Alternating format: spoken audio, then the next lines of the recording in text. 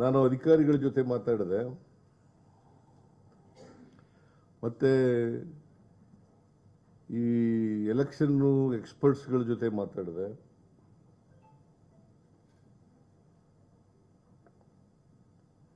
ನನಗೆ ಗೊತ್ತಾದ ಏನಪ್ಪಾ ಅಂತಂದ್ರೆ,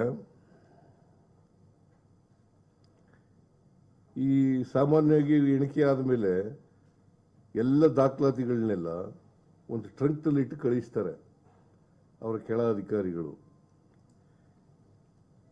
ಇಲ್ಲ ಈ ಬಿಜೆಪಿಯವರು ಇನ್ಫ್ಲೂಯೆನ್ಸ್ ಮಾಡಿ ಅವರ ಅಧಿಕಾರದಲ್ಲಿ ಇದ್ರು. ಆಗ ಕೌಂಟಿಂಗ್ ಆಗುವಾಗ ಅಧಿಕಾರದಲ್ಲಿ ಯಾರಿದ್ದವರು? ಬಿಜೆಪಿ. ಅವ್ರದೇ ಸರ್ಕಾರ ಇತ್ತು, ಕೇಂದ್ರದಲ್ಲೂ ಸರ್ಕಾರ ಇತ್ತು, ಇಲ್ಲೂ ಸರ್ಕಾರ ಇತ್ತು. ಡಬಲ್ ಇಂಜಿನ್ ಸರ್ಕಾರ ಅವ್ರು ಹೇಳೋ ಪ್ರಕಾರ. 170 ಮತಗಳು ಕೂಡ ಮೂರನೇ ರೌಂಡ್ನಲ್ಲಿ ಬಂದಿತ್ತಲ್ಲ ರಾಜೇಗೌಡನಿಗೆ, ಅವಷ್ಟು ಕೂಡ ಇನ್ವ್ಯಾಲಿಡ್ ಆಗಿದ್ದಾವೆ. ಅವೆಲ್ಲವೂ ಕೂಡ 23ರಲ್ಲಿ ವ್ಯಾಲಿಡ್ ಆಗಿದ್ದು. ಇವರು ಬಿಜೆಪಿಯವರು ಮಾಡಿರ್ತಕ್ಕಂಥ ಕೆಲಸ ಇದಲ್ದೇನೆ. ಇದನ್ನ ಡಿಫೆಂಡ್ ಮಾಡ್ಕೊಂಡಿರೋರು ಜೋಶಿಯವರು, ಕೇಂದ್ರದ ಮಂತ್ರಿ. ಆಮೇಲೆ ಇನ್ನೊಬ್ರು ಹೆಣ್ಮಗಳವರು, ಅವರ ಹೆಸರು ಶೋಭಾ ಕರಂದ್ಲಾಜೆ. ಆಮೇಲೆ ಅಶೋಕ. ಅಬ್ಸರ್ವರ್ ಕೂಡ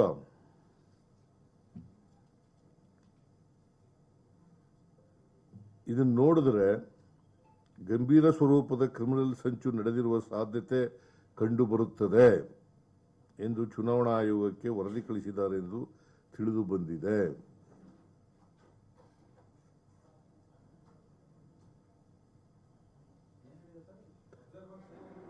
ಅಬ್ಸರ್ವರು ಅವ್ರಿಗೆ ಲೆಟರ್ ಬರೆದಿದ್ದಾರೆ. ಚುನಾವಣಾ ಈ ರಿಟರ್ನಿಂಗ್ ಆಫೀಸರ್ ಇದ್ರಲ್ಲ, ಇವರು ಯಾರು ಕೌಂಟ್ ಮಾಡಿದ್ರಲ್ಲ, ಅವ್ರಿಗೆ ಪತ್ರ ಬರೆದಿದ್ದಾರೆ ಅಂತ ನನಗೆ ಇರೋ ಇನ್ಫಾರ್ಮೇಶನ್.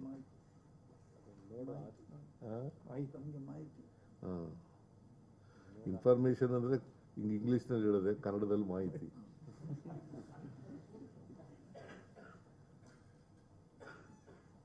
ನೋಡಿ ಆದ್ಮೇಲೆ ರಿಸಲ್ಟ್ ಅನೌನ್ಸ್ ಮಾಡಬೇಕು.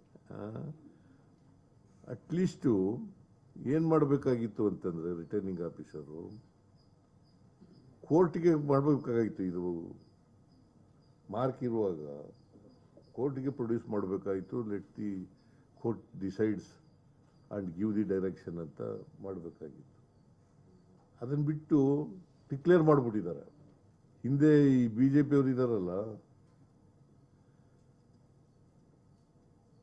ಚಿಲುಮೆ ಎಂಬ ಸಂಸ್ಥೆ ಮೂಲಕ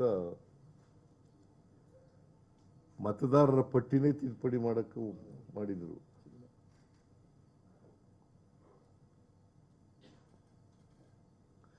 ಆನಂದದಲ್ಲಿ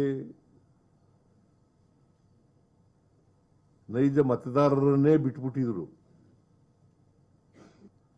ಘೋಷಣೆ ಮಾಡಿರೋದು ಆತುರಾತುರವಾಗಿ ಘೋಷಣೆ ಮಾಡಿರ್ತಕ್ಕಂಥದ್ದು ಸರಿ ಇಲ್ಲ.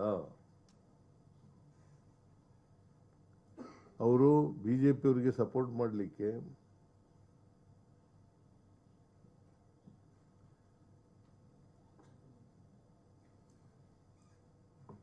ಘೋಷಣೆ ಮಾಡಿದ್ದಾರೆ ಅಂತಕ್ಕಂಥದ್ದು ಒಂದು ಆರೋಪ. ಎರಡನೇದು, ನಾವು ಇದನ್ನು ಚಾಲೆಂಜ್ ಮಾಡ್ತೀವಿ, ಅದು ಬೇರೆ ಪ್ರಶ್ನೆ. ಬಟ್ ನಾವು ಕ್ರಿಮಿನಲ್ ಕೇಸ್ ಹಾಕಿದ್ದೀವಿ, ಅದು ನಿಷ್ಪಕ್ಷಪಾತವಾಗಿ ನಡೀಬೇಕು.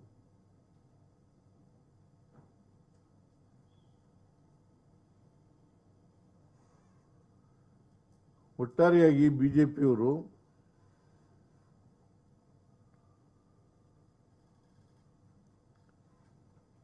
ಕ್ರಿಮಿನಲ್ ಕಾನ್ಸ್ಪಿರಸಿ ಮಾಡಿ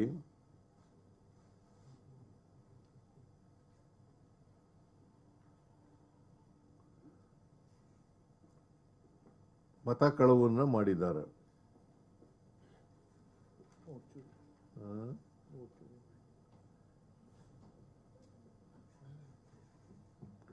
ಆಮೇಲೆ ಎಲೆಕ್ಷನ್ನು ಈ ಕೌಂಟಿಂಗ್ನಲ್ಲಿ ಫ್ರೀ ಆ್ಯಂಡ್ ಫೇರ್ ಆಗಿ ನಡಿಬೇಕಲ್ವಾ. ಎಲೆಕ್ಷನ್ ಕಮಿಷನ್ನವರು ಕೂಡ ಫ್ರೀ ಆ್ಯಂಡ್ ಫೇರ್ ಆಗಿ ಮಾಡಬೇಕು. ಎಲ್ಲ ಎಥಿಕ್ಸ್ನ ಗಾಳಿಗೆ ತೂರಿದ್ದಾರೆ.